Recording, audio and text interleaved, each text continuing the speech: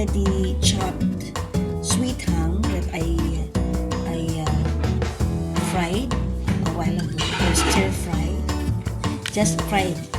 I just fried it very fast. And then I will add now the remaining 430 maybe mayonnaise. Just like what I did a while ago, so I already put on the remaining mayonnaise on top of the chopped sweet ham, and then I will add now the chopped onions,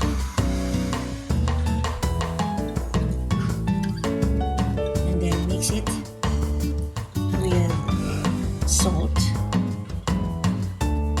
As you can see, I already added the chopped onions, the mayonnaise, and instead of using brown sugar, I added 2 tablespoons of condensed milk and a pinch of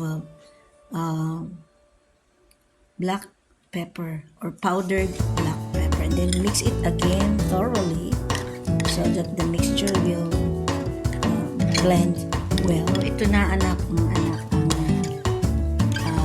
mixed or blended mixture ng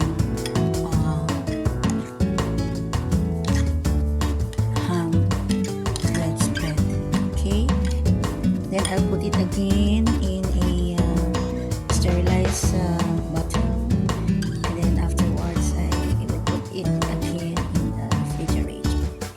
Okay, yung ating nakabattled na ham spread or ham bread spread. So ilalagay ko ulit siya sa